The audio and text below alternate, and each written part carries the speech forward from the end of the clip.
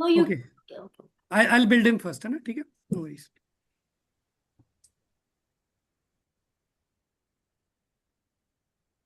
Perfect, perfect. Okay. Good evening, everyone.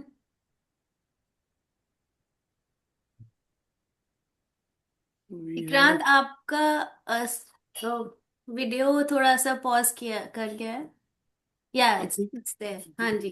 ठीक है, no worries, no worries. I'm there. Good evening, everyone. Welcome. And we will start in another 1 or 2 minutes. और I would suggest कि because ये बहुत ही एक important session होने वाला है in the series of our doctors programs, and we have a very very specialist cardiologist with us today. और मैं चाहूँगा कि आप लोग प्लीज़ अपने अपने टीम मेंबर्स डाउनलाइन सबको इनवाइट ज़रूर करें, सो दैट आज का जो ये सेशन है और कैसे ये हमें एक हेल्थ एक्सपर्ट वेलनेस एक्सपर्ट बनने में हेल्प करेगा. So please invite everyone. Another 2 minutes हम लोग स्टार्ट करेंगे. Okay.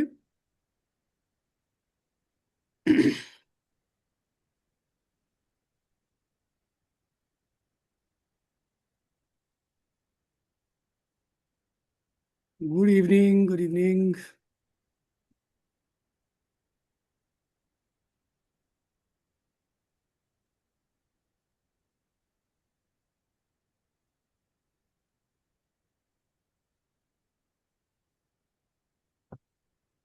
Good evening everyone.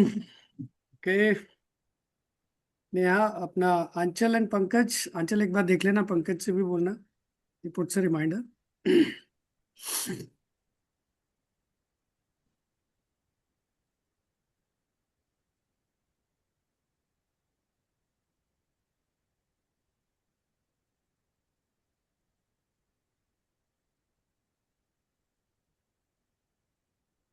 Okay. Good evening. Right. So एक काम करते हैं Neha, will start and let me begin the session. Okay doctor साहब, आप सब लोगों का बहुत बहुत स्वागत है आज के हमारे इस डॉक्टर्स सीरीज जो हमारी चल रही है, जिसमें we bring in on board lot many specialist जो आके आपके साथ जो हमारे लाइफस्टाइल डिसऑर्डर्स हैं, क्या चैलेंजेस हैं जो आज की तारीख में हम अपनी हेल्थ में फेस करते हैं, उसके बारे में आके they share all the things which they experience in their profession, और वो हमें कैसे गाइड कर सकते हैं और हम उनसे क्या सीख सकते हैं in terms of whatever we want to learn from them. तो आज का जो सेशन है, it's a very important session and it is mainly on heart health. Because आज के जो हमारे स्पेशलिस्ट डॉक्टर हैं, doctor Vivek Shama, please help me welcome doctor Vivek Shama. And मैं थोड़ा सा उनको इंट्रोड्यूस कर दूं. He is a senior cardiologist and currently ये सेक्टर 128 नोएडा में जो मैक्स सुपर स्पेशलिटी हॉस्पिटल है, he is based out of that hospital. और इनकी जो एक्सपर्टीज रही है अभी तक की, he has an experience of almost 23+ years into the same field. And बहुत सारी टेक्निकल चीज़ें होती हैं, लेकिन मैं सिंपल लैंग्वेज में समझाऊं, क्लिनिकल और प्रिवेंटिव कार्डियोलॉजी में इनका एक्सपीरियंस है. लाइफस्टाइल डिसऑर्डर्स, क्योंकि हार्ट बॉडी का one of the most important organs होता है और ये इंटरकनेक्टेड होते हैं सारे ऑर्गन्स, और इन सब का जो आई वुड से परफॉर्मेंस रहता है वो हमारी लाइफस्टाइल पे रहता है. और जितने भी लाइफस्टाइल के डिसऑर्डर्स आज की तारीख में है, he is an expert on that. Obesity management पे इनका बहुत अच्छा होल्ड है. मेटाबॉलिक डिजीजेस के बारे में ये काफ़ी एक्सपर्ट ओपिनियंस अपने देते रहते हैं, और ये बहुत सारे इंस्टीट्यूट्स ऑर्गेनाइजेशंस में जाके अपने गेस्ट लेक्चर्स भी डिलीवर करते रहे हैं. डायबिटीज़ मैनेजमेंट, हाइपरटेंशन मैनेजमेंट, ये इनकी एक्सपर्टीज़ है. और he is a member of IMA, that is Indian Medical Association, Indian Association of Occupational Health के ये मेंबर हैं, and Indian Association of Clinical Cardiologist के भी ये मेंबर हैं. और we are very very happy and privilege to have you doctor Vivek Sharma within us. और ये हमारी फैमिली है, यूसाना फैमिली, हमारा यूसाना परिवार है. और जस्ट टू इंट्रोड्यूस, पिछले 2 साल से हम लोग साथ में हैं सब लोग, and we call them as brand partners. But हम उनको अपने फैमिली मेम्बर्स भी बोलते हैं. जैसे हमारी फैमिली होती है, परिवार में सब सदस्य होते हैं, मिलके रहते हैं, सुख दुख में एक साथ रहते हैं, वैसे यूसाना का परिवार भी सुख दुख में एक साथ रहता है। और हमारा सबसे बड़ा कंसर्न है यूसाना में, because we are into a wholeness wellness you know project. We believe in creating healthiest families on earth. तो हम इनको रेगुलर हेल्थ के ऊपर, हेल्दी रहने के ऊपर we keep talking regularly. And जैसे कि आप नेहा को जानते हो, she is a nutritionist. Regular हम ऑनलाइन ऑफलाइन मीटिंग्स करते रहते हैं। बट आज हम चाहेंगे कि आप अपना एक्सपर्टीज शेयर करें हमारे यूसाना फैमिली के साथ, और उनको एक इंसाइट दें कि how will this help them to be healthy, and लोगों में वो हेल्थ अवेयरनेस कैसे स्प्रेड कर सकते हैं। तो over to you doctor Vivek. And end में आप प्लीज़ बता दीजिएगा जब हम क्वेश्चन आंसर सेशन करेंगे। ऑलमोस्ट बाय 6:45 हम लोग क्वेश्चन आंसर सेशन के लिए भी ओपन करेंगे। तब तक मैं रिक्वेस्ट करूंगा आप अपनी पूरी जो भी क्वेरीज हैं, क्वेश्चंस हैं, you please keep typing it on the chat box. So Neha, मैं, आंचल मिलके हम उसको कोऑर्डिनेट करते रहेंगे डॉक्टर विवेक के साथ। So over to you doctor, and please request you to keep the volume high, आपका लैपटॉप का भी और आपका अपना भी। Over to you, thank you. Thank you, Vikrantji, for giving me the opportunity to be a speaker on this esteemed group, Osana. Usana, And Usana doctor साहब। Usana. So I'm new to it, in fact. So thank the you. topic we have today, जो आज मैं कोशिश कर रहा हूँ कि जितना एक नॉर्मल लैंग्वेज में बात करें उतना ही आर्थिक उतना समझने के लिए इजी होगा। जो हमारा टॉपिक आज है, that is building a healthy heart. Building healthy heart का मतलब कि हमें वो सारी चीजें करनी है जिससे हमारा हार्ट हेल्दी रहे, from prevention to protection. Prevention में हर वो चीज क्या सारी चीजें करनी ही है, और प्रोटेक्शन की वो सारी प्रिकॉशंस लेके जिससे हमारा हार्ट एक हेल्दी रह सके। ये जानने के लिए सबसे पहले हमको हार्ट की बीमारियों को समझने की जरूरत है, उसका प्रेवलेंस और किन कारणों से वो बीमारियां होती है। सो अगर मैं ग्लोबल डाटा की बात करूं तो 31% of the deaths are happening due to heart disease. जो सीवीडी है, जिसमें हार्ट अटैक या स्ट्रोक होते हैं, 31% जो उसकी डेथ्स है वो हार्ट की बीमारियों से हो रही है। और 80% जो सीवीडी रिलेटेड इश्यूज हैं, सीवीडी मतलब हार्ट और ब्रेन दोनों का, ठीक है। और इसमें इसके नंबर्स बहुत हाई है और जो समय के साथ बहुत बढ़ रहे हैं। 18 से 20 मिलियन डेथ्स हो रही है एनुअली, और जो 2030 तक वो आके 25 मिलियन तक जा रही है। और यही जो बीमारी है ये डेवलपिंग नेशंस में, India being a developing nation, इसका प्रेविलेंस बहुत ज्यादा हो रहा है। और स्पेशली उन लोगों को जिनको डायबिटीज है, उसका जो रिस्क है 2 से 4% और ज्यादा बड़ा है। आज की डेट में इंडिया में we have the maximum number of heart patients in the world. So जैसे मैंने आपको कहा कि भारत देश में जो मैक्सिमम जो प्रेवलेंस है डेथ्स का, वो हार्ट की बीमारियों के कारण ही है। 31% ऑफ द डेथ्स।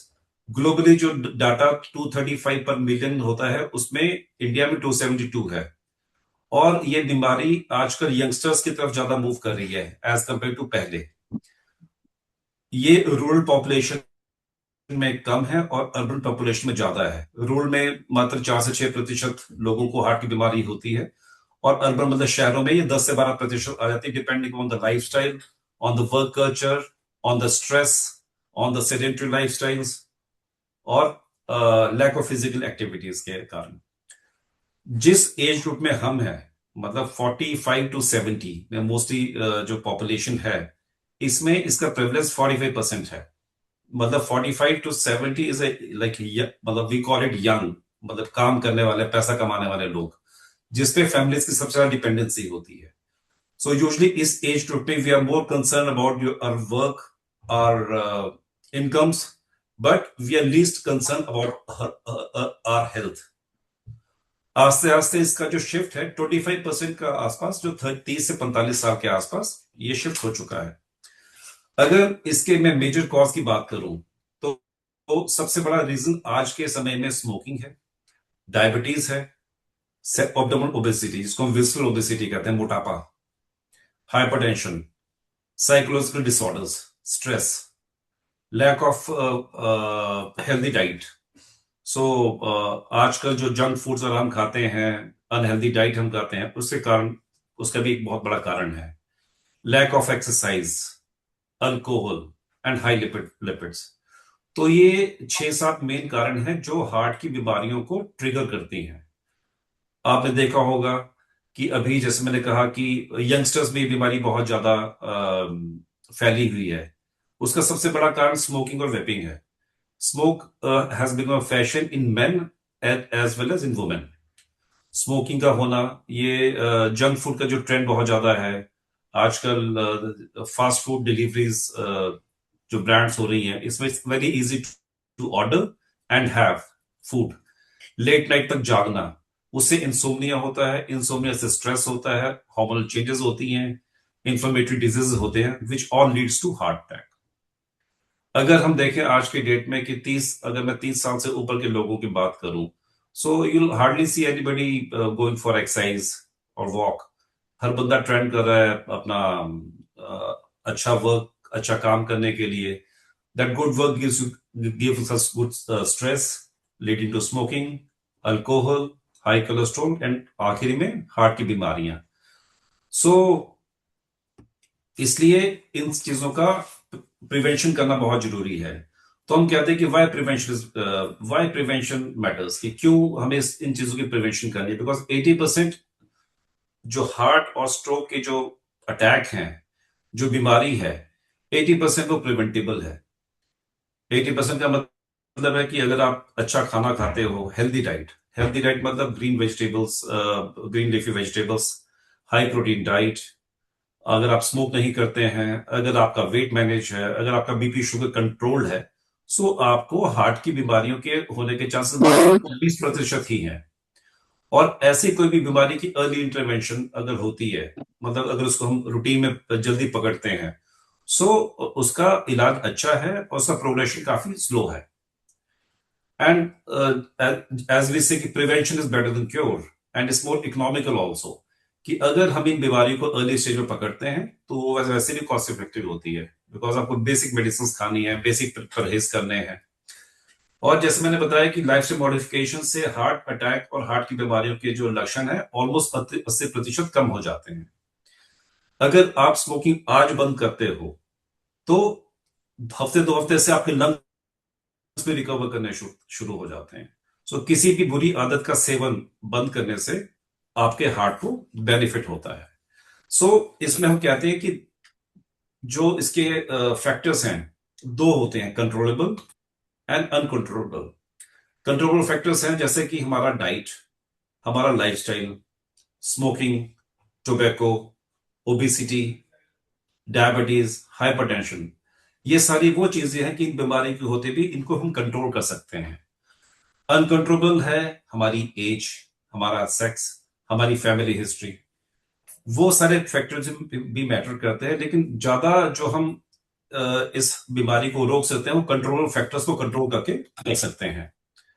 और ये बहुत नॉर्मल से है कि जंक फूड से बचना है, सुबह मॉर्निंग में आधा पौना घंटा के आसपास एक्सरसाइज करनी है, आप जिम जा सकते हो, आप योगा कर सकते हो। सो ये बेसिक रूटीन और डिसिप्लिन बनाने से और अपनी ईटिंग हैबिट को ठीक करने से ये बीमारियां कंट्रोल हो सकती हैं। जैसे मैंने कहा कि smoking, eating habits, a good sleep. आजकल due to this social media, जो हमारा ऑन स्क्रीन टाइम बहुत ज्यादा हो गया है। यूजली हम लोग बहुत लेट सोते हैं और सुबह हमें ऑफिस के लिए बहुत जल्दी उठना पड़ता है। तो जो हमारी पहले 6 to 8 आवर स्लीप होती थी, 7 to 8, वो 4 से 5 घंटे की रह गई है। सो बॉडी का रिकवरी टाइम नहीं होता है और आपका लैक ऑफ स्लीप होगा, आपका हार्ट रेट बढ़ेगा, आपका बीपी बढ़ेगा, और ये सब कुछ एंड में जाके हार्ट अटैक और हार्ट की बीमारियों को ही ट्रिगर करता है। स्मोकिंग। पर डॉक्टर साहब, इसमें जो कंट्रोलेबल वाला है, ये स्लीप वाला, आई थिंक ये एक फैक्टर लोग नॉर्मली बहुत इजीली इग्नोर कर देते हैं, ट्रीटिंग इट कि शायद इसका तो कोई रेpercussion होता ही नहीं होगा हेल्थ के ऊपर। आई अभी थिंक जो लेटेस्ट स्टडीज हुई है उसमें स्लीपिंग का बहुत ज्यादा रोल है। Because lack of sleep is getting you to insomnia, depression. और क्या होता है कि जब हमारा इंस्टाग्राम हम देखते हैं बहुत ज्यादा, अगर उसमें जाए तो हम साइकोलॉजिकली हम वैसे भी अपने आप को लोगों से कंपेयर करना शुरू कर देते हैं, चीजों को लेते हैं, लाइफस्टाइल को लेते हैं। ये यहाँ गया, मैं क्यों नहीं गया, ये ऐसा दिख रहा है, मैं ऐसा क्यों नहीं दिख रहा। वो एक रेस, बराबरी की दौड़। So even that gives you stress and that leads to heart attack. So मैं हमेशा कहता हूं कि आपका जो स्क्रीन टाइम है बहुत लिमिटेड होना चाहिए। आपको 10 साढ़े 10 बजे के आसपास आपका फोन बंद हो जाना चाहिए। आपको एक अच्छी स्लीप हाइजीन रखनी चाहिए। स्लीप अच्छी हाइजीन का मतलब है कि dim your lights, take a shower, रोशनी कम करो, नहाओ, साफ कपड़े पहनो और अच्छे से आप सोइए, बिकॉज आपकी बॉडी को भी रेस्ट चाहिए। ठीक है, सो ये बहुत जरूरी है जो आपने बताया। अगला स्मोकिंग है। स्मोकिंग आज की डेट में सबसे बड़ा रिस्क फैक्टर है स्मोकिंग, और इससे और खतरनाक है वेपिंग। स्मोकिंग को हम बहुत फैशन मान के चलते हैं। पिछले 10 साल में आप देखोगे कि even females are smoking a lot, which is a fashion now in fact. But मैं आपको बता दूं कि फीमेल्स में स्मोकिंग का जो रिस्क फैक्टर ऑलमोस्ट डबल है एज कम्पेयर टू मेन। तो सबसे पहले जो है स्मोकिंग बंद करना है। अभी जितने भी यंग डेथ्स होती हैं, जितने भी यंग हार्ट अटैक्स हो रहे हैं, उसमें जो मोस्ट कॉमन कॉज स्मोकिंग ही है। हमारी प्रैक्टिस में 25 साल से लेके 24, हमने लेटेस्ट जो यंगेस्ट पेशेंट मैंने देखा वो 22 साल का लड़का है। स्मोक करते हैं, जो शहर में स्मोक करते हैं, गांव में हुक्का पीते हैं। So smoking should be stopped completely. अब हम कहते हैं कि स्मोक नहीं करना है, हुक्का पी लो, हुक्का नहीं पीना है, ई सिगरेट्स पी लो, ई सिगरेट्स नहीं करना, वेपिंग पी लो। सो ये जितना ये दूसरा जो आर्टिफिशियल ई सिगरेट्स हैं या वेपिंग, ये और ज्यादा कैंसरस हैं। लेटेस्ट स्टडीज ये कह रही है कि ई सिगरेट्स एंड वेपिंग से आपका जो कैंसर होने की संभावना बहुत ज्यादा है, 4 फोल्ड्स। सो जैसे मैंने बताया कि स्मोकिंग हार्ट रेट को काफी इंक्रीज करती है, बीपी बढ़ाती है, और वेसल्स की इंटीमल थिकनिंग को रफ कर देती है। उससे एक प्लाक बनता है, प्लाक निकल के आगे वेसल में फंस जाता है और वो हार्ट अटैक करता है। जैसे हमारे घर में नली होती है ना, किचन की नली, जिसपे हम लोग बेसिकली पानी बाहर जाता है, खराब पानी बाहर जाता है, जैसे वो चोक होती है, तो स्मोकिंग भी वैसे ही कचरा निकालता है और नसों को रफ कर देता है, थिक कर देता है, जिससे कारण उसमें क्लॉट फॉर्म, अथेरोस्क्लेरोसिस चेंजेस आती है, क्लॉट आके फंस जाता है और हार्ट रेट बीपी बढ़ाता है, जिससे हमारे हार्ट को ज्यादा काम करना पड़ता है, और जो अच्छा कोलेस्ट्रॉल होता है उसको कम करता है और जो बुरा कोलेस्ट्रॉल उसको बढ़ाता है। ये जो मतलब पिक्चर में बता रहा था, ये एक वेसल है। वेसल में एक जो आप पीले रंग का देख रहे हो, एक प्लाक बना है। प्लाक रप्चर होता है और आगे जाके इसको थ्रोम्बोस फॉर्मेशन करता है। बेसिकली जब कोई नस 80-90% बंद होती है, 70% से आपको उसमें हार्ट की बीमारी के लक्षण आना शुरू हो जाते हैं। 90-95% प्लस में और 100% में आके प्रॉपर वो हार्ट अटैक या स्ट्रोक कर देती है। जो हमारा मॉडिफाइड वेबल जो एक रिस्क फैक्टर वो स्मोकिंग है, and smoking should be avoided. Second factor जिसको मैं बहुत ज्यादा एक इंपॉर्टेंस देता हूं वो है ओबिसिटी। ओबिसिटी मतलब आपका बॉडी वेट। ये बीएमआई का एक चार्ट मैंने दिया है। अप टू 19 to 23 ये एक नॉर्मल बीएमआई है। 23 to 25 is overweight. 25 to 30 obesity 1, 30 से 35 ओबेसिटी 2, और 35 से अब obesity 3। Obesity second biggest risk factor है हार्ट की बीमारी को होने के लिए। ओबेसिटी स्पेशल को हम कहते हैं विस्ल ओबेसिटी, जो पेट के आसपास का मोटापा होता है वो, इसको हम सेंट्रल ओबेसिटी भी कहते हैं। और इसको हम बोलते हैं पीच बॉडी, नाशपाती की तरह जो शरीर होता है ना, कि पेट बड़ा है, टांगे पतली छोटी हैं, वो नहीं होना चाहिए। You can be healthy like a apple, but you should not like a peach. जितना विसल ओबेसिटी होगी उतना भी आपका हार्ट की बीमारी के चांसेस बहुत ज्यादा हो जाते हैं। बीएमआई कैलकुलेट हम करते हैं आपकी हाइट और वेट के फॉर्मूलों को निकाल के। अगर आपने इन जनरल अपना एक नॉर्मल असेसमेंट करना है, आपको करना बहुत इजी है। आप गूगल पे जाइए, अपना हाइट और वेट डालिए और उस फॉर्मूले से आपको आपका बीएमआई दिखा देगा। बीएमआई भी बहुत इंपॉर्टेंट मार्कर है आपकी हार्ट हेल्थ को असेस करने के लिए। ओबेसिटी में सबसे ज्यादा परेशानी ये होती है कि ओबेसिटी, मैं जो अपने पेशेंट को कहता हूँ, समझाता हूँ कि जो सबसे पहली जो, अच्छा ओबेसिटी को हम बीमारी नहीं मानते, हम बोलते हैं कि जी बहुत प्रॉस्पेरिटी है ना। लेकिन ओबेसिटी भी एक इन्फ्लेमेटरी डिजीज है। ओबेसिटी, जब जब मोटापा आपको, जब हम कहते हैं मॉर्बिड ओबेसिटी मतलब बहुत ज्यादा मोटापा, क्या करता है ये? सबसे पहले ये आपको फैटी लिवर देगा, आपके लिवर पे चर्बी आ जाएगी, फिर आपके खून में कोलेस्ट्रॉल आएगा जो आगे हार्ट अटैक करेगा। तीसरा, स्लीप एपनिया। आपने देखा होगा मोटे लोगों का पूरा फेस होता है, शॉर्ट नेक आ जाती है, और जिसको हम डोगरा नेक भी कहते हैं।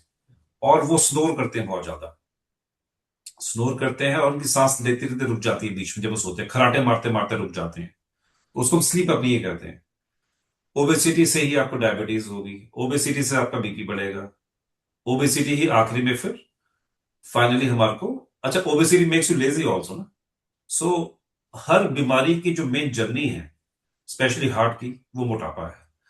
सो मोटापा एक बड़ा इंपॉर्टेंट फैक्टर है, और इसको ठीक करना प्राइमरी है। जैसे मैंने कहा कि आपको अपना वेट मैनेज करना पड़ेगा, आपको अपनी डाइट बेटर करनी पड़ेगी, आपको एक्सरसाइज करनी पड़ेगी, आपको हेल्दी डाइट और हेल्दी सप्लीमेंट्स लेने पड़ेंगे। I know everybody is so busy, हम आपको न्यूट्रिशन ठीक से नहीं मिल पाते हैं, हम एक्सरसाइज नहीं कर पाते हैं। तो मैं ये कहता हूँ हर पेशेंट को कि अगर आप एक्सरसाइज नहीं कर पाते तो आप सीढ़ियां चढ़ो, मैक्सिमम पैदल चलो, ऑफिस में 6 फ्लोर सीढ़ी चढ़ो, घर में अगर मल्टी स्टोरी में हम रहते हैं सीढ़ियां चढ़ो, और अच्छी डाइट लो, न्यूट्रिशन आपके अच्छे होने चाहिए, सप्लीमेंट्स अच्छे होने चाहिए। कोरोना में हमने देखा है कि जिन लोगों के न्यूट्रिशंस अच्छे थे, जिन लोगों का इम्यून सिस्टम अच्छा था, वो सरवाइव किए, और जिनका इम्यून सिस्टम पुअर था, they couldn't survive. So role of these supplements has gone much up after COVID. So same जब मैं बताया ओबेसिटी के बारे में कि एक्सेस बॉडी वेट, पेट के पास मोटापा ज्यादा होना, अगर शरीर में चर्बी होगी तो खून में ब्लॉकेज होने की संभावना भी ज्यादा है, और टोटल बॉडी वॉल्यूम होता है, बीपी बढ़ जाता है, हार्ट को ज्यादा काम करना पड़ता है। ये सारी बीमारियां जो लिखी हैं इस पे, जैसे स्लीप एपनिया है, स्ट्रोक है, sugar, BP, high cholesterol, female से पीसीओएस होता है, मेनोपॉजल जल्दी आ जाता है, heart attack and heart failures होते हैं मोटापे के कारण। सो ये जो सेकंड मॉडिफाइबल रिस्क फैक्टर है, इस पे काम करना बहुत जरूरी है। सो लैक ऑफ, एक स्टडी हुई थी जिसमें उन्होंने देखा कि जो लोग मोटे हैं उनमें हार्ट की अटैक की संभावना कितनी है, या जो जितनी डेथ्स हुई हैं उसमें 36% जो लोग थे वो मोटे थे, जिनको हार्ट की बीमारियां हैं, और वहीं फीमेल्स में देखे तो 38% के आसपास एक फिगर था। ये अगला एक चार्ट है, ये देखता है कि अगर आपकी एज और आपके वेट में कितने जल्दी आपको हार्ट अटैक होने की संभावना है, या हार्ट की बीमारी होने की संभावना है।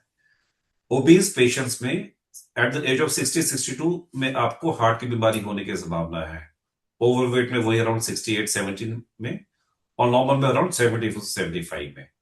सो वेट का एक बहुत इंपॉर्टेंट रोल है हार्ट की बीमारियों को देखने के लिए। हमें खुद भी और अपने बच्चों को भी आउटडोर एक्टिविटीज में थोड़ा प्रमोट करना चाहिए as compare to indoor. Nuclear families है तो मोस्टली एक एक दो दो बच्चे हैं घर पे, अपने सिस्टम पे बैठे होते हैं, but we should promote them to go out, we should go out ourselves. सुबह बैडमिंटन खेल लो, वॉक कर लो, पार्क चले जाओ। सो उससे दो चीजें हैं, एक तो आपकी फिजिकल हेल्थ अच्छी रहेगी और एक आपकी मेंटल हेल्थ अच्छी रहेगी। So over a period of time, जैसे हम लोगों ने जो प्रोग्रेस की तरक्की की है, और तो हम इसी इसी इसी ओर पे चल रहे हैं आगे। सो पहले हम लोगों को खेत में काम करना पड़ता, जो हमारे एंसेस्टर्स थे, हमारे दादाजी वगैरह थे, और ट्रैक्टर पे लेके चलते थे, काम करते थे खुद। हम लोग we have become very sedentary, हर चीज फोन पे है, हर चीज आप टैब से ऑर्डर कर सकते हैं। सो हमें फिजिकल एक्टिविटी होने का कोई रीजन नहीं है, बट अगर हम एक अच्छी जिंदगी और हेल्दी जिंदगी जीना चाहते हैं तो हमें एक्सरसाइज और फिजिकल एक्टिविटी करनी ही पड़ेगी। सो जो एक मेन आज की टॉक का कंसर्न था, वो था about women. We don't talk much about women in fact, though there is a gender equality, लेकिन हम जब भी बीमारियों की बात करते हैं हम मेन की बात ज्यादा करते हैं, क्योंकि मेन ज्यादा एक्सपोज होते हैं हार्ट की बीमारियों के लिए, बिकॉज स्ट्रेस लेवल ज्यादा होता है। अब तो वर्क वर्क का भी, तो women are at par the same. So अगर मैं फीमेल्स की बात करूं तो एट ए यंगर एज जो फीमेल्स में हार्ट की बीमारियों की संभावना एज कम्पेयर टू मैन काफी कम होती है, लेकिन with the age post menopause वो बीमारियां मर्दों के बराबर या मर्दों से थोड़ी ज्यादा हो जाती है। सो पोस्ट मेनोपॉज में बहुत ज्यादा इंपॉर्टेंट है वुमेन की हार्ट हेल्थ के लिए। ठीक है। सो जैसे मैंने बताया कि यंग वुमेन में चांसेस हार्ट की बीमारी के कम होते हैं, विद एज पोस्ट मेनोपॉज में ज्यादा होते हैं, और इनके प्रोग्नोसिस भी ज्यादा खराब होते हैं, बिकॉज फीमेल्स बहुत ज्यादा अपने सिम्टम्स नहीं बताती हैं। सो यूजली इमरजेंसी में भी हमारे पास वो पेशेंट फीमेल वो आती है जो काफी एडवांस स्टेज ऑफ डिजीज लेके आती है। जो रिस्क फैक्टर्स मैंने बताए थे पहले, मैं दोबारा रिपीट कर रहा हूँ, और फीमेल्स के लिए भी ये सेम ही है। एज, मेन में अराउंड 45, फीमेल में around 55 post menopause. High cholesterol levels, high LDL जो बैड कोलेस्ट्रॉल कहते हैं, लो एचडीएल लो गुड कोलेस्ट्रॉल।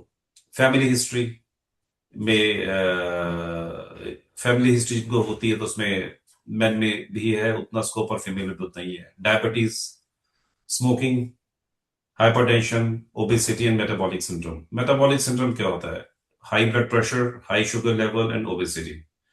सो मोटापा, बीपी और शुगर ये सब हमारे हार्ट की बीमारी की तरफ ले जाती है। स्पेशली वो लेडीज जो स्मोक करती हैं, उसमें हार्ट अटैक होने की संभावना 6 फोल्ड ज्यादा है, 6 गुना ज्यादा। जबकि वो जो मेन हैं उनकी स्मोक करके हार्ट की बीमारी की संभावना 3 गुना ज्यादा होती है। तो फीमेल्स में बहुत ज्यादा रिस्क है स्मोकर्स को हार्ट अटैक होने की। और जैसे मैंने कहा कि पोस्ट मेनोपॉज में क्योंकि एस्ट्रोजन लेवल्स कम हो जाते हैं, तो हार्ट की बीमारी का प्रोग्रेशन डबल हो जाता है। कोलेस्ट्रोल, अच्छा कोलेस्ट्रोल कम बनता है, बैड कोलेस्ट्रोल ज्यादा बनता है, और कैल्शियम प्लाकिंग बड़ी ज्यादा होती है। तो उनकी वेसल्स में कैल्शियम डिपोजिशन ज्यादा होनी शुरू हो जाती है। तो फीमेल्स में पोस्ट मेनोपॉज के समय में हमारे को ये चीजें हैं जो हार्ट की बीमारी ज्यादा करती हैं। अब हम बात करते हैं हार्ट अटैक या हार्ट अटैक के जो साइंस हैं, या इसमें बेसिकली छाती में बीच में दर्द होता है, ये दर्द लोअर जॉ पे जाता है, ये दर्द लेफ्ट शोल्डर पे और लेफ्ट आर्म में भी जा सकता है। डायबिटीज में पेन नहीं होता, उसमें घबराहट होती है, पसीना आता है, सांस फूलता है, लेकिन जो ये पिन पॉइंट पेन है ये कभी हार्ट की नहीं होती। So any pain which is pin point, जैसे हम बोलते हैं ना कि हल्का सा दर्द हो गया, गैस है, तो वो हार्ट की बीमारी नहीं होती। हर चेस्ट पेन या चेस्ट डिस्कम्फर्ट जो चलने पे हो और रुकने पे ठीक हो जाए वो हार्ट का होता है। अगर मैं सोया हूं और मुझे एक पिन पॉइंट पेन हो रहा तो कभी उसके लिए परेशान नहीं होना। पर जब भी आपको छाती में दर्द होती है तो आप एक बार पक्का ईसीजी करवा लीजिए अपने पास के डॉक्टर के पास जाके। मेन फैक्टर जो मैं दोबारा बता रहा हूं, यहां पे छाती में दर्द बीच में, radiate to the lower jaw, left shoulder, left arm, और कई मौकों पे बैक में पीछे जाना, वॉमिटिंग आना, ठंडा पसीना आना, बिना किसी काम के अगर ठंडा पसीना तो वो भी एक हार्ट का लक्षण है। डिजीनेस, चक्कर आना, घबराहट होना, पैल्पिटेशन होना, और सांस फूलना।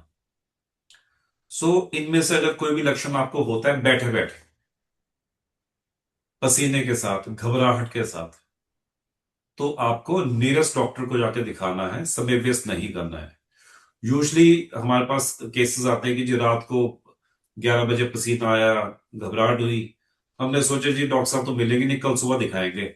जब तक सुबह होती है तब तक तो काम खराब हो जाता है, पेशेंट सर्वाइव ही नहीं करता।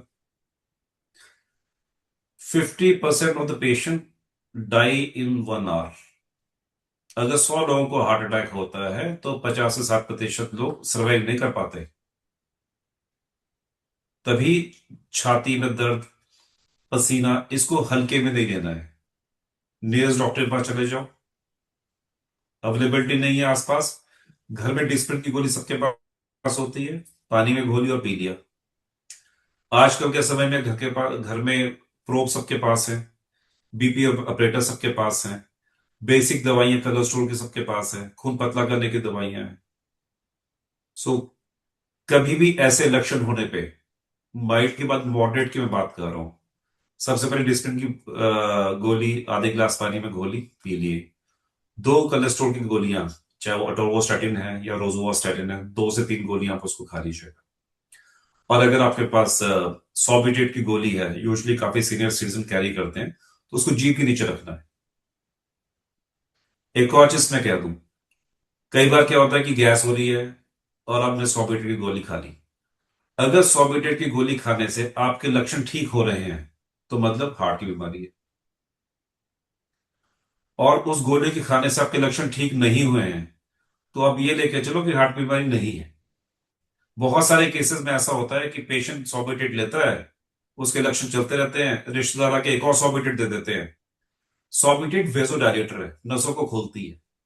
सो क्या होता है, सॉर्बिट्रेट लेने से बीपी फॉल करता है। तो होता ये है कि पेशेंट को हार्ट की बीमारी तो थी नहीं, लेकिन 2 सॉर्बिट्रेट खा ली, तो वैसे वो इमरजेंसी में आता है और आईसीयू भर्ती हो जाता है, क्योंकि बीपी फॉल कर जाता है। सो थंब रूल ये है कि अगर आपने किसी को सॉर्बिट्रेट की गोली दी या खाई, 20 मिनट से पहले आपको वो दवाई रिपीट नहीं करनी है। डायग्नोसिस की हम बात कर रहे हैं कि अगर आपको इस प्रकार का कोई दिक्कत होती है, तो नियरेस्ट, आजकल ईसीजी की सुविधा हर जगह है, हर छोटे कस्बे में भी ईसीजी होती है, जाके ईसीजी करवाओ। अगर वहां पे खून की जांच की संभावना है, तो ट्रॉपाई, सीपीकेएमबी, ये 2 टेस्ट होते हैं जो हमारा साइलेंट हार्ट अटैक बताते हैं, वो करवाइए। इसमें अगर कोई दिक्कत आती है, तो आप इकोकार्डियोग्राम, जो दिल का अल्ट्रासाउंड है, वो करवाइए। उससे आपका हार्ट का फंक्शन मालूम पड़ता है, हार्ट के वॉल्व कैसे काम कर रहे हैं वो मालूम पड़ता है। और स्ट्रेस टेस्ट कहते हैं हम लोग, जैसे एक ईसीजी होती है, स्ट्रेस ईसीजी मतलब ट्रेडमिल टेस्ट। सो ट्रेडमिल एक स्ट्रेस ईसीजी है, जब आपको हम भगा के आपका ईसीजी करते हैं तो उसको हम ट्रेडमिल कहते हैं। वो बेसिकली एक फोर्स ही करती है कि आपकी हार्ट में जो ब्लॉकेजेस हैं वो ज्यादा है या इनसिग्निफिकेंट है। नई जांच आजकल है सिटी कॉर्नरी एंजियोग्राम। जैसे लोग हमारे पास आते हैं कि जी बता दो हमको हार्ट की दिक्कत है नहीं है, मतलब हमें, तो ये एक नॉन इन्वेजिव टेस्ट है। ये सीटी स्कैन की तरह होता है, 5 से 10 मिनट की जांच होती है। और अगर आपका एक बार सिटी एंजियोग्राम नॉर्मल है, तो अगले आपको 7-8 साल कोई यूजली संभावना नहीं है हार्ट की बीमारी होने के लिए। सो वो लोग जो ज्यादा ट्रेवल करते हैं, जिनकी फैमिली हिस्ट्री है, जो स्मोकर्स हैं, जो एक अपनी कार्डियक असेसमेंट है, उसके लिए हम सिटी कॉर्नर एंजियोग्राम करते हैं। नॉर्मल जो एंजियोग्राफी है वो तब करते हैं कि अगर आपकी ईसीजी में कोई चेंजेस है, आपके इको में कोई दिक्कत है, आपका टीएमटी पॉजिटिव आया है, तो फिर एक नॉर्मल कन्वेंशनल एंजियोग्राफी हम कहते हैं, जिसकी रिपोर्ट ऑलमोस्ट 100% होती है, 100%। जबकि सिटी कॉर्नर एंजियोग्राफी की रिपोर्ट 95%, टीएमटी की रिपोर्ट 70 to 75%। सो जो स्पेशलिस्ट टेस्ट हैं, ये सीपीकेएमबी, ट्रोपाई जो और सीआरपी, ये आपकी हार्ट हेल्थ को दर्शाता है कि आपको कार्डियक इवेंट हुआ है या नहीं। लेकिन लिपोप्रोटीन और होमोसिस्टेनिक टेस्ट है, ये फोर्स ही करते हैं कि आपका फैमिली हिस्ट्री में, आपका जीन्स में हार्ट की बीमारी होने की संभावना है या नहीं। ये एक ट्रीटमेंट है कि जब किसी को हार्ट अटैक होता है तो हम क्या एक खून पतला की दवाई देते हैं, कोलेस्ट्रॉल की दवाई देते हैं, एंटी एंजाइनल्स देते हैं, हार्ट रेट कंट्रोल करते हैं, और प्राइमरी पीसीए। सो जैसे मैंने पहले एक फोटो दिखाया था आपको कि हमारी नस कैसी होती है, उसमें ब्लॉकेज कैसे कैसे होना शुरू होती है। तो एक देखोगे आप एक्सट्रीम लेफ्ट में एक नॉर्मल सेल, नॉर्मल वेसल की उसकी थिकनेस है, और आगे जो पीले रंग का ये पूरा कोलेस्ट्रॉल बोल दो या उसको चर्बी जमना, जो देसी भाषा में कहते हैं, और आस्ते आस्ते करके नैरो हो रही है, पीछे से एक प्लाक आता है और इस नस को 100% बंद कर देता है। और उसको फिर हॉस्पिटल जाके बलून माउंटेड एक स्टंट होता है, उसके द्वारा उस नस को खोला जाता है। स्टंट हमारी बॉडी का पार्ट बन जाता है और उसको बाद में निकालने की जरूरत नहीं पड़ती, और वो वैसे ही वेसल को पूरा खोल देता है। सो एक पेशेंट है, इसका आप देखोगे जो राइट कॉर्नरी आर्टरी है, इसमें देखोगे आप जो एक ए वाला अगर आप देखोगे, वहां पे एक वेसल आके आके पूरी ब्लॉक हो गई है। 100% कहता है कि 100% ब्लॉक्ड, 100% ब्लॉक आगे से कट गई है। ठीक है, तो ये एक पेशेंट का, यंग पेशेंट का एंजियोग्राम का फोटो है, जो हमारे पास इमरजेंसी में आया था।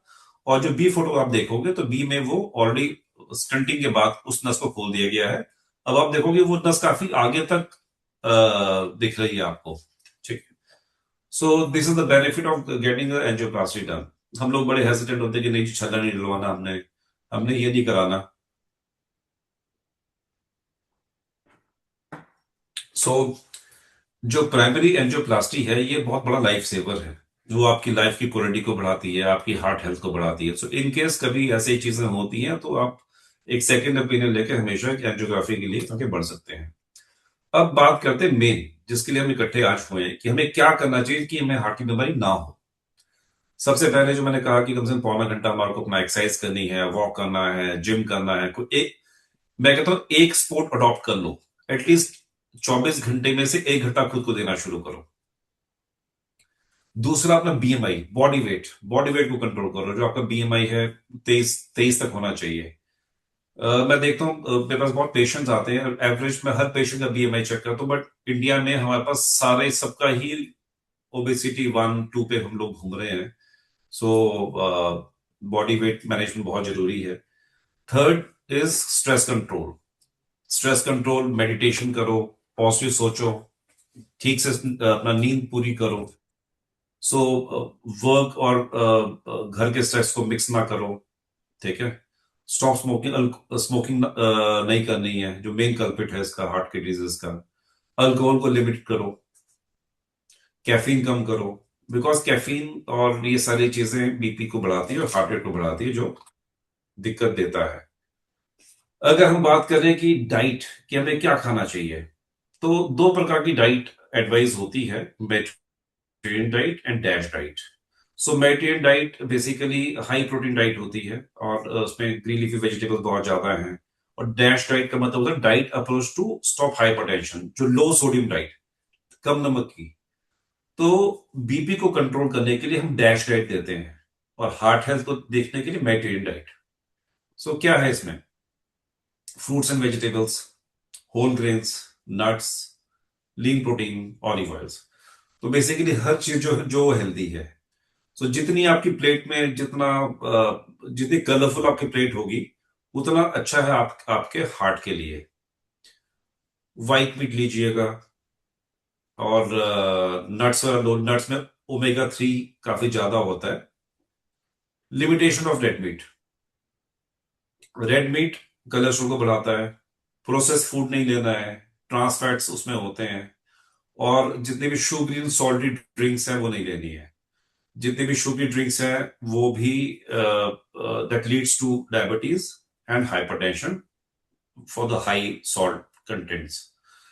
हम हमेशा एक हाई प्रोटीन और लो कार्ब डाइट रिकमेंड करते हैं। सॉरी।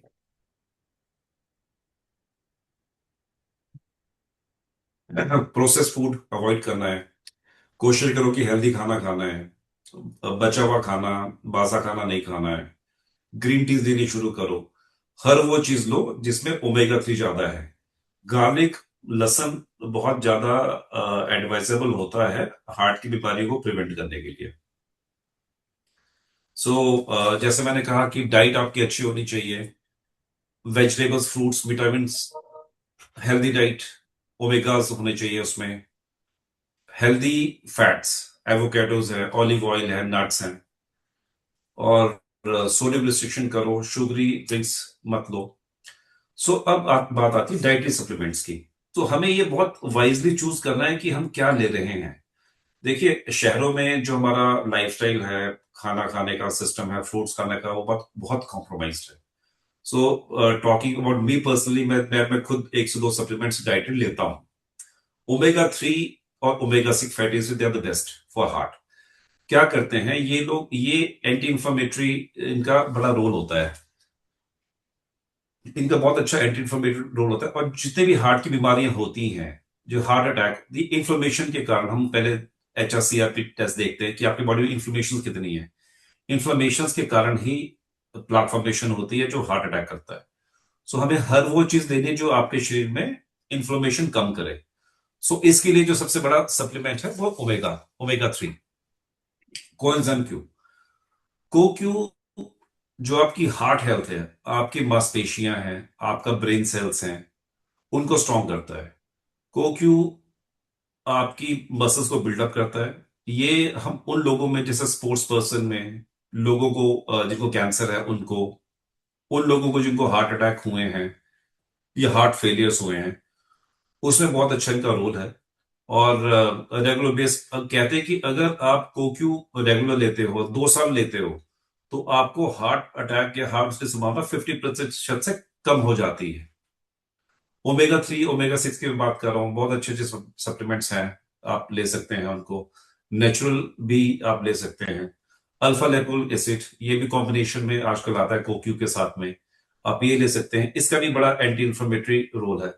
ये बेसिकली सुपर एंटीऑक्सीडेंट्स हैं। Fibre rich diet, fibre rich diet बहुत अच्छी है वेट रिडक्शन करने के लिए। फाइबर्स अच्छे होंगे, आपका डाइजेशन सही रहेगा, आप वेट रिड्यूस करोगे। जो सोय है, सोय एसोफ्लेवन, ये मेनोपॉज में बहुत हेल्प करती है। ये बोन डेंसिटी को ठीक करती है। और जो हॉट फ्लशेस वगैरह हैं और जो मूड स्विंग्स हैं फीमेल्स में मेनोपॉज के आसपास, ये उसको भी ट्रीट करती है। फ्लैक्स सीड्स में they are also rich with omega 3। Flax seeds और जितने भी सुपर सीड्स हैं, मैं बहुत ज्यादा रिकमेंड करता हूँ, खुद भी यूज करता हूँ। सो ओमेगा 3 रिच होते हैं, एंटी इन्फ्लेमेटरी होते हैं। और फीमेल्स में बहुत ज्यादा इसका रोल है in talking about the hot flashes and all. So ये लेने चाहिए। इनफैक्ट ये कोलेस्ट्रॉल को ठीक करते हैं, एलडीएल को कम करते हैं, एचडीएल को बढ़ाते हैं। Green tea is good for fatty liver, digestion, for heart. So you need to choose very wisely कि व्हाट ऑल सप्लीमेंट्स आप कौन सी क्वालिटी का सप्लीमेंट खा रहे हो। देखो हम इंडिया में हर चीज हर जगह मिलती है, क्वालिटी कॉम्प्रोमाइज बहुत ज्यादा है। सो आपको ये देखना है कि आप क्या खा रहे हो, कौन सी कंपनी का बना है, उसके उसका एक्चुअल कंटेंट कितने, उसकी लैब रिपोर्ट कितनी है। सो उस ढंग से चलना है। लेकिन हर हर हर बंदे को, किसी को हार्ट की बीमारी है तो भी और नहीं भी है तो भी, डाइटरी सप्लीमेंट बहुत मैंडेटरी है, स्पेशली आफ्टर 50-55। मैन में हार्ट की बीमारी की संभावना, फीमेल्स में पोस्ट मेनोपॉज। तो हमें कहते हैं ना कि longevity, longevity, everybody wants to live longer. आज की डेट में हर बंदा हेल्दी और लंबा जीना चाहता है। सो अगर अपने को वो करना है तो आपको डेफिनेटली कुछ ना कुछ अपनी हेल्दी डाइट लेनी पड़ेगी, कुछ सप्लीमेंट्स लेने पड़ेंगे। और आपका अगर हेल्दी सिस्टम होगा तो आप क्रोनिक बीमारियों से लड़ सकते हो। आपकी बॉडी में इंफ्लेमेशन नहीं होगी तो आपको बीमारियां नहीं होगी। सो इसका बहुत ध्यान रखना है। सो कहते हैं prevention is better than cure. जैसे मैंने बताया कि हार्ट की बीमारी सबसे ज्यादा है पोस्ट मेनोपॉज में, वुमेन में उसका रिस्क और ज्यादा हो जाता है। इसकी अवेयरनेस बहुत कम है। हम लोग अपने आसपास देखते हैं कि भाई सोए थे, हार्ट अटैक हो गया जी, पर हम अपने आप को नहीं बदलते उसमें। हमारे आसपास में 10 लोगों को बीमारियां होती हैं, हम लोग बस सुनकर उसको भूल जाते हैं। We don't learn. हमें लगता है कि भाई ये बीमारी मुझे तो नहीं होगी, सब किसी को भी हो सकती है। जब तक आप अपनी डाइट, एक्सरसाइज, न्यूट्रिशन का ध्यान नहीं रखोगे, आप बाकियों से अलग नहीं हो। प्रिवेंटिव हेल्थ चेकअप्स मैंडेटरी है 45 साल के बाद। हर हॉस्पिटल में अलग अलग पैकेजेस हैं, दे वेरी इकोनॉमिकल। सो आपको जाना चाहिए हर साल 2 साल में, अपने हेल्थ चेकअप कराने चाहिए। एक्सरे कराओ, अल्ट्रासाउंड कराओ, हार्ट के कराओ, ब्लड। कोलेस्ट्रॉल आपको हर 3 से 6 महीने में कराना चाहिए। जिन लोगों को बीमारी है वो 3 महीने में, और जिनको नहीं वो 6 महीने में। इको, टीएमटी 45 साल के बाद एटलीस्ट 2 साल में एक बार, और 55 साल के बाद हर साल एक बार। और कहीं भी कई स्क्रीनिंग प्रोग्राम्स होते हैं, वहां जाओ, अपना बीपी चेक कराओ, अपना शुगर चेक कराओ। क्योंकि 30 से 40% बीमारियां फ्री कैंप्स में पकड़ते हैं, बिकॉज शुगर और BP they are very silent killers. बहुत लोग मिलेंगे आपको, दवाई नहीं खाते, कहेंगे जी हमें तो कोई दिक्कत ही नहीं है। दिक्कत इसलिए नहीं है क्योंकि अभी बीमारी इनिशियल फॉर्म में है। शुगर स्पेशली मैं बताऊं तो ये दीमक की तरह होती है। जैसे दीमक दरवाजे को खोखला करके अपने लक्षण दिखाती है ना, शुगर भी वैसे ही करती है। तो शुगर को इग्नोर नहीं करना है, मोटापे को इग्नोर नहीं करना है। सो अगर हम देखें कि मेरा हार्ट हेल्दी है नहीं है, अगर हमने 5-7 चीजें करते हैं तो हम हार्ट की बीमारी को 80% तक बचा सकते हैं। और बहुत बेसिक सी चीजें हैं, तम्बाकू मत लो, स्मोक मत करो, एक्सरसाइज करो, हेल्दी डाइट खाओ, बीपी मेंटेन करो, कोलेस्ट्रॉल मेंटेन करो, शुगर मेंटेन करो। और जिन लोगों में ये बीमारियां हैं, अगर उसकी दवाई रेगुलर खाते हैं तो एवरीथिंग इज मैनेजेबल। वो लोग जो जिनको बीपी और शुगर है वो भी डायग्नोज होने के 50 या 60 साल तक जी सकते हैं बिना किसी बीमारी। सो बहुत जरूरी है to take care of your heart, to take care of your health, because health is wealth. So be happy and be healthy. Thank you. I am open for questions. Thank you so much doctor साहब। I think मैंने एक expectation Neha और हमने set करी थी that will be try to be as simple as possible, और I think आपने बहुत सिंप्लिसिटी के साथ बेसिक बेसिक चीज़ें बताई। आई नो टेक्निकल चीज़ें तो बहुत होती हैं, बट हम एनकरेज करेंगे अगर कोई क्वेश्चंस हैं जो आप पूछना चाहते हैं डॉक्टर विवेक से, he will be more than happy to answer those questions. आप अपना टाइप कर सकते हैं, Neha can ask those questions, या फिर अगर क्वेश्चंस नहीं होंगे तो नेहा मैं एनकरेज करूंगा आप 5-6 क्वेश्चंस डॉक्टर साहब से जरूर पूछो जो हमें हमारे एसोसिएट्स ब्रांड पार्टनर से मिलते हैं। या एक question I think HP sir ने पूछा है डॉक्टर साहब, that is how to reduce level of HSCRP। तो जैसे मैंने कहा कि जो HSCRP है, अभी मैंने अगर मेरे लास्ट आपने कन्वर्सेशन पर सुना होगा तो मैंने आपको ये कहा था कि हमारी बॉडी में इंफ्लेमेटरी चीजों को अपने अवॉइड करना है। ठीक है, तो इंफ्लेमेटरी चीजों को हम अवॉइड कैसे करेंगे? बिकॉज जो प्लाक फॉर्मेशन होती है वो इन्फ्लेमेशन से होती है ना। अगर हमारी नसों में इन्फ्लेमेशन होगी तो रफ हो जाएगी और वो प्लाक रप्चर करेगी। सो जो HSCRP है या जो CRP है अब इसको तीन तरह, अब आप टेस्ट कराओगे 3 रिपोर्ट दिखाता है वो कि CRP कितना है। CRP C reactive protein, HSCRP मतलब हाई सेंसिटिव, एंड CCRP मतलब कार्डियो CRP। सो CRP को कम करने का कोई इलाज नहीं, कोई दवा नहीं है। CRP को कम करने के लिए एक ही दवा है, वो है आपकी heart health and your nutrition. हमें हर वो चीज करनी है जो आपके बॉडी से इंफ्लेमेशन को कम करे, जैसे कि उसमें कोजन क्यू है, जैसे उसमें ओमेगा 3 फैटी एसिड्स हैं, जैसे उसमें एक healthy high protein low carb diet है। So supplements, good supplements, good exercise and low loss of weight will help you on that. Sir एक और क्वेश्चन है, what is the difference between heart attack and cardiac arrest? Manoj ji ने पूछा है हमारे मन। तो जैसे मैंने आपको कहा था कि जब हमारे हार्ट में ब्लॉकेज आती है और वो 70 से 80 होती है, 80 से 90 होती है, 90 से 100 के आसपास आती है, पीछे थ्रोम्बस आके जो उसमें फंस जाता है, तो हम उसको हार्ट अटैक कहते हैं। कि जब एक नस जो हार्ट में खून सप्लाई कर रही है उसका जो 100% सेसेशन हो जाता है, तो उसको जो होता है ब्लॉक, जो तो कंडीशन होती है हार्ट अटैक होती है। So a heart attack can lead to a cardiac arrest. ठीक है, वो उसकी एडवांस स्टेज है। और जो कार्डियक अरेस्ट है वो XYZ कारणों से भी हो सकता है। जैसा आपने देखा होगा, लोग स्पीच दे रहे हैं, लेक्चर दे रहे हैं, उनको एकदम गिर जाते हैं, या कोई आपने वीडियोस देखे होंगे जिम में कोई बंदा कर रहा है, वो कार्डियक कार्डियक अरेस्ट के बहुत सारे कारण हैं। कईयों का हार्ट कमजोर होता है, मालूम नहीं पड़ता। अरिथमियास, दिल की धड़कन का बढ़ जाना, that leads to cardiac arrest. तो हम इसको कार्डियक अरेस्ट या सडन कार्डियक डेथ कहते हैं। सो अगर तो वो कॉर्नरी है, अगर तो ब्लॉकेज है, blockage will lead to a heart attack leading to a cardiac arrest. लेकिन जो कार्डियक अरेस्ट या सडन कार्डियक डेथ है वो नॉन कार्डियक रीजन के कारण भी होता है। अगर आप बहुत ज्यादा डिहाइड्रेटेड हो तो हो सकता है। अगर आपके बॉडी में पोटेशियम की मात्रा बहुत ज्यादा या कम है तो हो सकता है। अरिथमियास, हर जो हमारी हार्ट की जो ध्वनि है, अगर वो ऊपर नीचे हो जाए या इरेगुलर, तो that leads to sudden cardiac death और cardiac arrest. Right. Sir, what will be precautions for, what precautions should we take for type 1 diabetes, I think. Yeah. देखिए, Question. टाइप 1 टाइप 2 का पहले देखना कि टाइप 1 किसको कहते हैं, टाइप 2 किसको कहते हैं। टाइप 1 इज बाय बर्थ, जो छोटे बच्चों में होती है, उसमें बहुत ज्यादा precaution, more of insulin insulin insulin dependable वाला। तो उसमें वही जैसे मैंने बताया कि weight management is one, sugary चीजें नहीं लेनी है, हाई प्रोटीन डाइट लेनी है, एक्सरसाइज करनी है।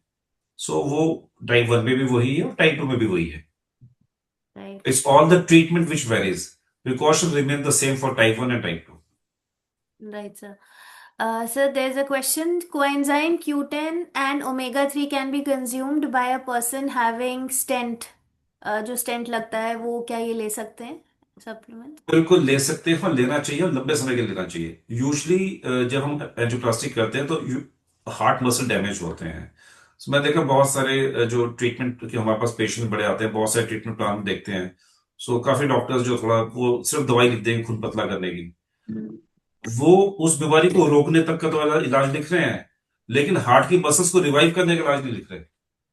या सो कोज एंड क्यू का बहुत इंपॉर्टेंट रोल है उन पेशेंट में जिनको हार्ट की बीमारी है, जिनको कैंसर की बीमारी है, या जिनको ब्रेन की बीमारी है। Mm. सो दूसरी भाषा में, क्योंकि ओपीडी में जब मुझे पेशेंट को समझाना होता है, तो मैं कहता हूँ क्यू को Q is the best supplement available for main and women both. Right. Right. Um, एक एक क्वेश्चन ये है, कोक्यू लो कोक्यू 10 को लो बीपी में भी ले सकते हैं? बिल्कुल, कोकिटेल में लोबी पीपी भी ले सकते हैं। परफेक्ट। बहुत सारे क्वेश्चन है डॉक्टर साहब, मैं थोड़ा सा फिल्टर कर रहा हूँ। बिल्कुल, आप सारे पूछ लीजिए सर, कैन कोई हार्ट दिक्कत नहीं। Surgery patients take omega 3 and coenzyme Q10? I think बिल्कुल, हार्ट पेशेंट्स को मैं ये रिकमेंड करता हूँ कि 3 महीने आप कोक्यू लीजिएगा, फिर ब्रेक देकर 3 महीने आप ओमेगा लीजिएगा। मतलब यू कैन स्विच, 3 महीने वो 3 महीने वो। और इसमें साथ में आपको विटामिन D3 लेना बड़ा जरूरी है, वो भी आप लीजिएगा। विटामिन D3 के शॉट्स भी आते हैं जो हफ्ते में एक बार दवाई हम लेते हैं, या जो सोल्यूशन लेते हैं, वो भी मैंडेटरी है। तो कोक्यू और ओमेगास के अलावा विटामिन D3 भी मैंडेटरी है। ओके। एक क्वेश्चन और है, मतलब हम लोग कई बार यहाँ अपने कॉम्बिनेशंस वर्कआउट करते हैं सप्लीमेंट्स में, तो इस magnesium helpful for cardiac health इसी के साथ रिलेटेड है, जैसे आप Q10 बता रहे हैं, ओमेगा 3 बता रहे हैं, so what do you recommend अब फॉर ए ये कि कंप्लीट? मैग्नीशियम का भी रोल है, बट ज्यादा रोल ओमेगास और अल्फा लैक्टोक एसिड का और ओमेगास का थोड़ा ज्यादा रोल है। ओके। मैग्नीशियम वाला का रोल है, बट उतना नहीं है। मतलब डिपेंड आप कौन सी स्ट्रेंथ यूज कर रहे हो ना। एब्सोल्युटली। कॉम्बिनेशंस में जो जो भी कॉम्बिनेशंस बनाए जाते हैं, ये बहुत स्पेसिफिकली बनाए जाते हैं। अगर किसी कॉम्बिनेशन में साथ में, तो आई थिंक ये आपको नुकसान नहीं देगा, बेसिकली ये आपको एग्जैक्ट बेनिफिट ही देगा। बेनिफिट ही देगा। Omega 3 can lower BP? Not really. Can we give coenzyme Q10 to a thyroid patient? Yes yes, you can give.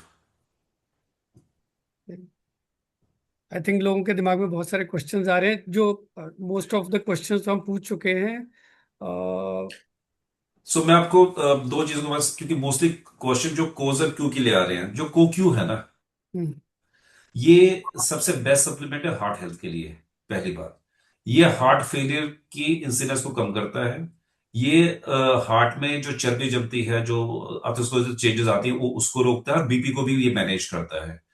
ये कार्डियक इवेंट्स को भाई 50% कम, अगर एक स्टडी कहती है कि अगर आप इसको 2 साल लो रेगुलरली, तो ये हार्ट हार्ट के जितने भी कॉम्प्लिकेशंस हैं, इसका जो इवेंट्स है, कार्डियक इवेंट्स का मतलब हार्ट अटैक होना या अजाना होना, उसके इवेंट्स को कम करता है। ये बहुत अच्छा है रिकवरी के लिए, कि जैसे किसी को हार्ट अटैक हो गया, हार्ट की मांसपेशियां कमजोर होगी, तो कोक्यू का बड़ा इंपॉर्टेंट रोल है उसमें। हार्ट फेलियर्स और उसके लिए बहुत अच्छा है, तो CoQ therapy is given to them. Okay. और मैं बात करूं ओमेगास की, तो ओमेगा एंटी इन्फ्लेमेटरी है। जैसे मैंने कहा ना कि हम बात कर रहे थे HSCRP की और CRP की। सो बहुत अच्छा होता है हमारे हार्ट के लिए, ब्रेन के लिए, स्किन के लिए। और ये ट्राइग्लिसराइड्स को भी कम करता है, अल्जाइमर जैसी बीमारी को से बचता है, स्पेसिफिक कैंसर से बचाता है हमारे को, और अरिथमियाज को भी रोकता है। जो हम सडन कार्डियक डेथ की बात कर रहे थे, हार्ट फेलियर की या कार्डियक अरेस्ट की, तो अरिथमियाज ही है, तो ये उसको भी मैनेज करता है। सो ये वेसल्स को ठीक करेगा, आपके कोलेस्ट्रॉल को ठीक रखेगा, बीपी और शुगर को भी कंट्रोल करता है। Got it. So valve replacement के बाद कौन से सप्लीमेंट्स नॉर्मली रिकमेंड किए जाते हैं, यानी? यूजली मैं इसके बाद कोक्यू एडवाइस करता हूँ मोस्टली। Q10 या ओमेगा 3 नॉर्मली? कोक्यू मेरा फेवरेट है, विद अल्फा लिपोइक एसिड। 3 महीने ये दे देंगे, उसका 2 महीने दे देंगे, क्योंकि मैंने कहा ना वो मसल्स को रिपेयर करता है बेसिकली। Perfect perfect.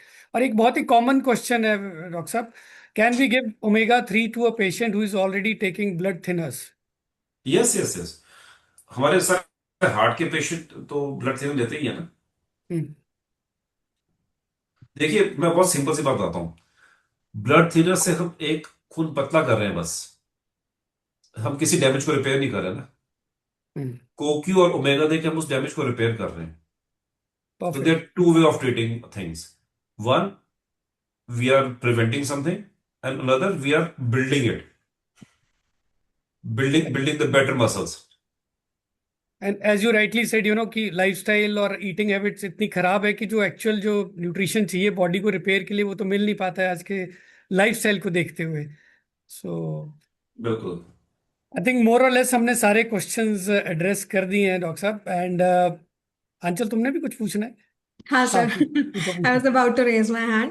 या सो हाय डॉक्टर विवेक, मेरा एक क्वेश्चन था रिगार्डिंग हम जो ब्लड थिनिंग वाला टॉपिक आया। One of my family member has recently,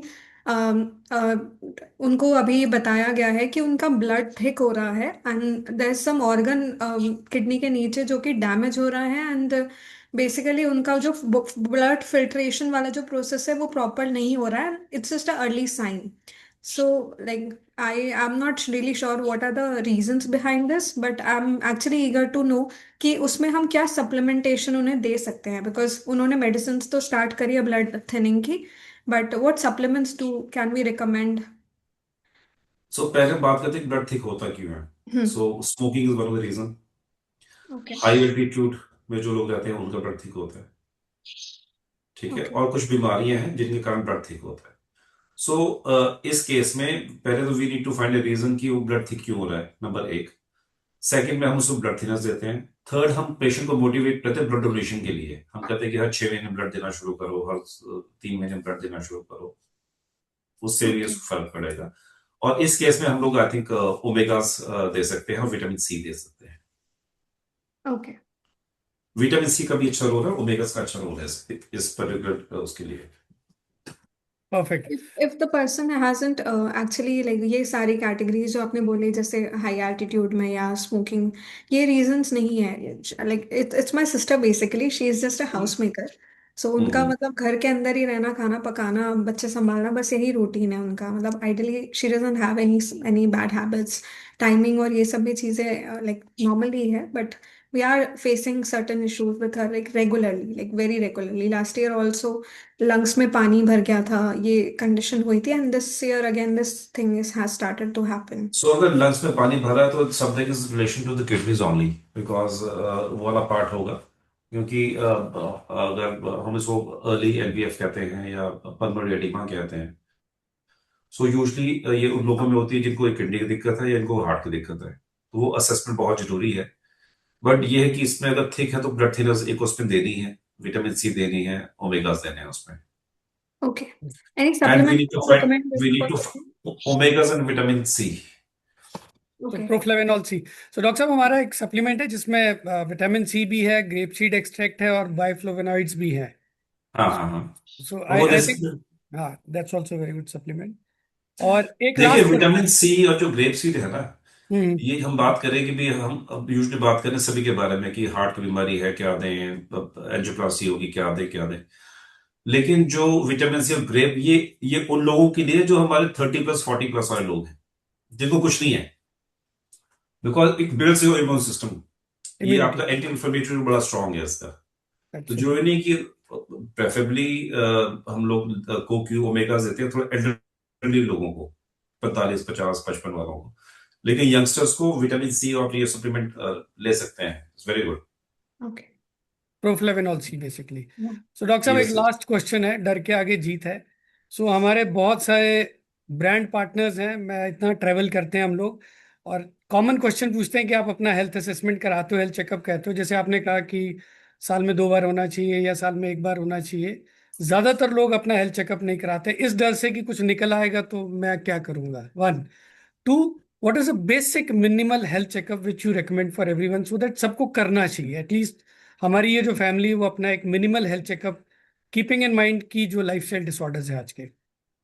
सो जैसे मैंने कहा था कि prevention is better than cure, कि अगर आप किसी चीज को अर्ली प्रिवेंट करते हो तो क्योर से बेटर है। और प्रिवेंशन में आप हमेशा कहते हैं कि अगर प्रिवेंशन में 10 पैसे खर्च होंगे तो क्योर में उसका 1 रुपया खर्च होता है। So that's absolutely. Cost effective also. और तीसरा मैंने एक और चीज कही थी कि अगर किसी बीमारी को हम जल्दी पकड़ लेते हैं तो वो you live with that disease like in controlled way. आप उसका लाइक अपनी पूरी जिंदगी जीते हैं। सो किसी बीमारी को आखिरी में पकड़ के उसका डैमेज लेना, या किसी बीमारी को शुरू में पकड़ के ही उसको मैनेज करना, तो आई थिंक जो हमने बात करी कि प्रिवेंशन, वो ज्यादा जरूरी है। आज की डेट में कोई अच्छे जो हेल्थ पैकेजेस हैं, आई थिंक 1,000-2,000 रुपए से लेके 5,000-7,000 रुपए में आपके कोलेस्ट्रॉल के टेस्ट, हार्ट के टेस्ट, ईसीजी, इको, टीबी सब हो जाते हैं। So I'm heading the preventive cardiology department with Max Hospital. I was earlier with BLK and Fortis. So we have a wonderful department here, dedicated department, जहाँ पे हम लोग सारा यही पैकेजेस, पेशेंट को असेस करना, उनको एजुकेट करना उनकी हार्ट के बारे में। सो और मैंने ये देखा कि हम लोग भी स्पेंड सो मच अपने जूतों पे, अपने कपड़ों पे, अपने खाने पे, बट जब अपनी हमारी हेल्थ की बात आती है, दवाई की बात आती है, तो हम लोग बहुत कंजूसी करते हैं उसमें। सो आई थिंक थोड़े से पैसे साल में एक बार, और आज की डेट में जो एक इकोनॉमी है, किसी के लिए 2-3 हजार रुपये को बहुत बड़ी चीज नहीं। हम डिनर पे जाते हैं तो 3-4-5 हजार का बिल बहुत इजीली आ जाता है। अगर आपको वो 2,000 रुपये साल में एक बार अपने पे खर्च करने पड़ रहे हैं आपकी अपनी असेसमेंट के लिए, तो उसमें कोई बुरा नहीं है, बिकॉज आप बीमारी को अर्ली पकड़ते हो, उसको पूरा ट्रीट करते हो। जैसे आप राइट। अपनी गाड़ी को सर्विसिंग के लिए ले जाते हैं ना, बॉडी को भी एक बार थोड़ा सर्विसिंग, पैम्परिंग, असेसमेंट जरूरी है। नहीं तो हम भागते रहते हैं, we get the losses. Right right, thank you doctor साहब। In the interest of time last question है, बिकॉज ये एनपी कुमार सर है, इन्होंने बहुत देर से बेचारे हाथ खड़ा करा हुआ था। इन्हों आपको जाना है, आपका एक इम्पोर्टेंट वो हाँ है। जी, हाँ जी। दे आर लाइक कि आपने वैसे पहले बता दिया, फिर भी शायद इन्होंने मिस कर दिया कि कार्डियक पेन और गैस्ट्रिक पेन में बेसिक डिफरेंस जो फिगर आउट करा था आपने, शायद स्टार्टिंग में बताया था। तो जो गैस्ट्रिक पेन होगी, you can say it will be pin point pain like this. अच्छा, एक जगह। और ये आपको होगी चाहे आप खड़े हो चाहे बैठे हो। खाना खाने के बाद बढ़ेगी, बर्ब्स आएंगे, डकार आएंगे। जो हार्ट की पेन होगी वो होगी रेड जॉ, शोल्डर, आर्म, चलने से वो होगी और रुकने पे ठीक हो जाएगी। Because okay. जैसे हमारा हार्ट एक्सर्ट करेगा, ऑक्सीजन डिमांड बढ़ती है, तो पेन होगी, जैसे हम रुकेंगे वो ठीक हो जाएगी। So that's how we differentiate between the two. Right right, okay. So I not take much of your time, but मुझे लगता है डॉक्टर साहब एक स्पेशलिस्ट सेशन और आपका करवाना पड़ेगा, keeping in mind not many other questions. Neha, we can always figure out on that. Let's see when we can do that. But really, so thankful for your precious time, Dr. Vivek. And I think all our brand partners, if you like the session, Dr. साहब को एक excellent clapping emojis में दे दीजिए, so that he feels that he met a very beautiful family, USANA family. और हमारा mission वही है, to make everyone healthy, to stay healthy. And thank you so much doctor Vivek for being here today. And thank you everyone for attending this session. और बहुत जल्दी आप लोगों से मुलाकात होगी। ये रिकॉर्डिंग हम आपको ब्रॉडकास्ट पे भेज देंगे। और इसके अलावा भी अगर कुछ क्वेश्चंस हो, आप प्लीज़ बाद में भेज दीजिएगा नेहा को। डॉक्टर साहब से हम उसके ऊपर भी आंसर्स ले सकते हैं separately. Thank you everyone, have a great evening, and thank you doctor Vivek for coming. Thank you, Thank you, thank Dr. You. Vivek. Thank you, everyone. Bye.